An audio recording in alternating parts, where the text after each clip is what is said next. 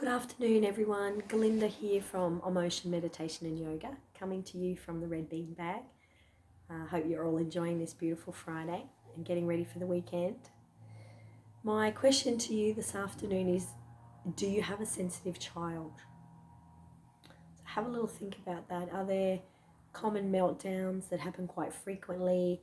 They're highly sensitive to particular things, in maybe loud sounds or how you do things. I'm just wondering if you have tools for your child that can help them self-regulate and to self-soothe.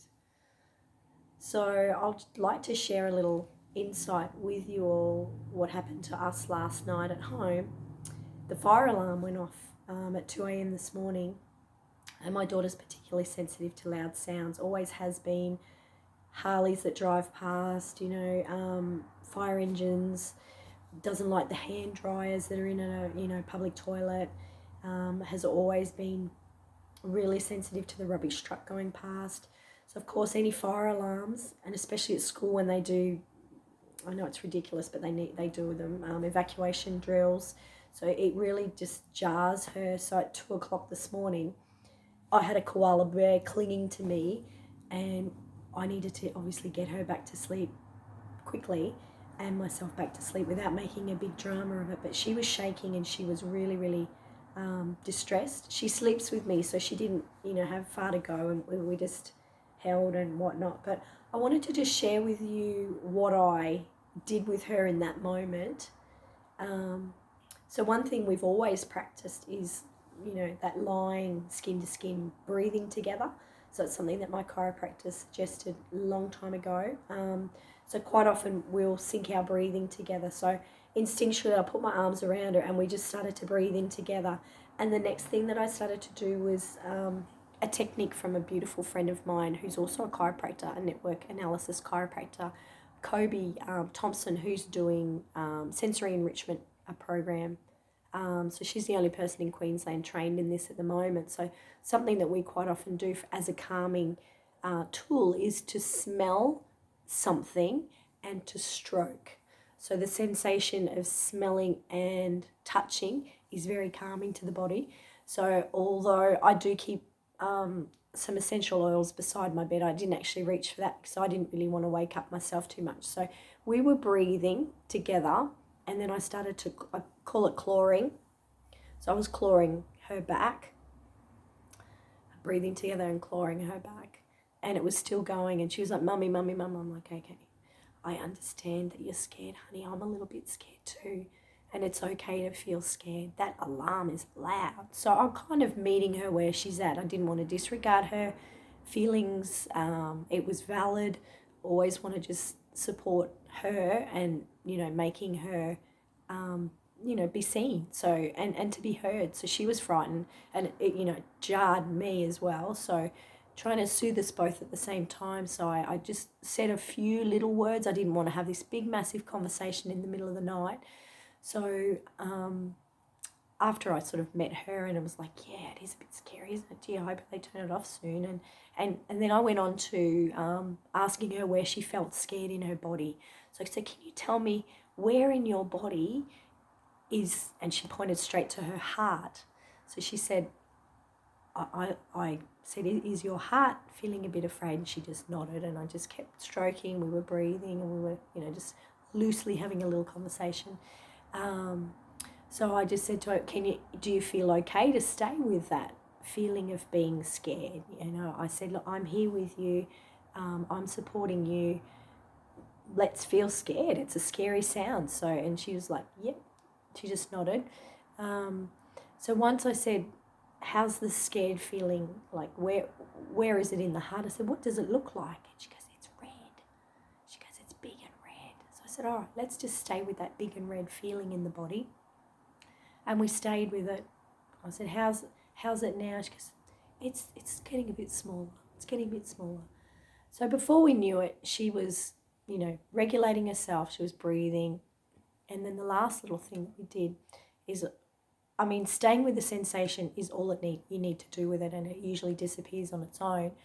So I prompted her, I gave her some time, and every, few little minutes or so, I'd just say, how's the scan feeling? And she goes, it's gone, Mummy. So that was really, really good. So then what we did after that is we started to do a different breathing. So we were just breathing together at the start, and then I was trying to get her to practice a longer exhalation. So anything with a longer exhalation can switch into our parasympathetic nervous system, which is our rest and digest. So she's gone from being like, oh my gosh, there's this fire alarm going off, to calming quite nicely. And to finish it off, we were just doing this longer exhalation. So generally, you need to practice this stuff. And I didn't want to talk too much, but we do practice this. We count how many seconds it takes us to take an inhalation, and we aim to double that on the way out. So I know her counting, and I know through practice what her exhalation count is. So we just slowly started to do that. But another beautiful technique that Stacey from Calm Fairies and Inspired Kids Yoga suggested for helping children is to imagine that their fingers are candles. So what we could do is we could blow out the candles on our exhalation after breathing in through your nose. And then you could do that. So then they can feel their breath on the fingers, or perhaps even doing it twice, depending on the age of the child and their capacity to practice a longer exhalation. So even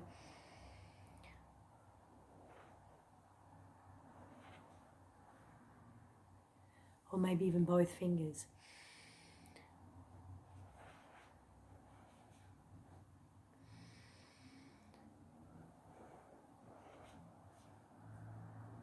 So we did all of that while she was laying on my chest last night, and next minute she's asleep. So we did revisit this morning and we spoke about it. I did a few other little techniques with her, which we got into detail, which I won't get into now. So why I'm sharing this with you is the school holidays are coming up. We've got one more week left of school, and on the 8th of July, which is a Thursday, my beautiful friend Charlotte and I will be offering a kids workshop, and I'll be explaining a few of these self-regulating tools, calming tools, along with some movement and breath. And Charlotte is an art therapist and she is a musician. So Charlotte and I actually just did our singing journey together with the beautiful Julie Hayes. So we've connected and we've decided that we'd like to offer something for our children through the school holidays. So it will involve a little singing. If your child is a singer, this will be for you. If they're playing an instrument, so at the moment it'll be Charlotte on the guitar. So if I know kids at my school at Pearl Beach are learning ukulele, so if anyone's learning the ukulele or the guitar, bring your guitar along and you can have a little strum along. I'm learning the uke at the moment, but I'm not up to jamming just yet with everybody. But I'll be definitely singing. So we'll be singing, jamming a little bit with the guitars, and then we'll be moving into some self-regulating tools. I'll be sharing some movement and some breath work with the kids, and then Charlotte will be going through some creative art. So if that sounds something like you might be interested in, I've been unwell, so I haven't quite got all the details out, but if you lock in the 8th of July, we'll be having 2 sessions, and all of that will become apparent in the next few days when I'm putting this together. So I hope this has been insightful for you. Maybe something here has just resonated with you. And I'm super passionate about helping our kids with their mental health. Being anxious isn't a cool feeling at all. And when our kids are anxious, or when they're in that flipped lid, so to speak, nothing's going to get through. Their little brain just can't comprehend it. If they're already in their little moment of anxiety or having a meltdown, nothing will get through. So tools that can assist you to bring them back to a little bit of a regulated state, and then you can move through the tools with them. So yeah, we're looking forward to sharing this with you, and I'll keep you posted. The details will be available very soon. So thanks a lot for listening. I hope you have a beautiful Friday afternoon. Namaste.